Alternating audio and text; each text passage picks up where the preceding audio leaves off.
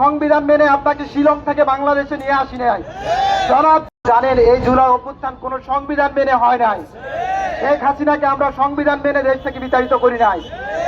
আমরা সংবিধান মেনে আপনাকে শিলং থেকে বাংলাদেশে নিয়ে আসি নাই। জনাব সালাউদ্দিন, আপনি কান খুলে শুনে রাখুন, যদি আমাদেরকে সংবিধানের দোহাই দিয়ে জুলাই অধ্যাদেশ বাতিল করেন তাহলে আবারও শিলং যাওয়ার জন্য আপনি প্রস্তুতি নিয়ে থাকুন। এই জনতা আপনাকে জুলাই অধ্যাদেশ বাতিল করে শিলং পাঠাতে প্রস্তুত আছে। এই জনতা আবারও রক্ত দেওয়ার জন্য প্রস্তুত আছে। সম্মানিত উপস্থিতি জনতা, তখন আমাদের সাবেক প্রধানমন্ত্রী বেগম খালেদা জিয়া শেখ হাসিনাকে উদ্দেশ্য করে বলছিল, আপনারা রাষ্ট্রীয় প্রতিষ্ঠানগুলোতে ক্রমাগতভাবে দলীয়করণ করার মাধ্যমে দেশের মানুষের ধৈর্যের পরীক্ষা নিচ্ছেন।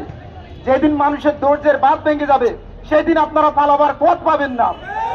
সেই কথাটাই আমি বিএনপি সরকারকে স্মরণ করিয়ে দিতে চাচ্ছি। বেগম খালেদা জিয়া শেখ হাসিনাকে উদ্দেশ্য করে বলতেছিল, আজকে বেগম খালেদা জিয়া সেই কথাটা আমরা আপনাদেরকে আবার ফিরিয়ে দিচ্ছি। যেদিন মানুষের ধৈর্যের বাঁধ ভেঙে যাবে সেদিনও আপনারাও পালাবার পথ খুঁজে পাবেন না ইনশাআল্লাহ।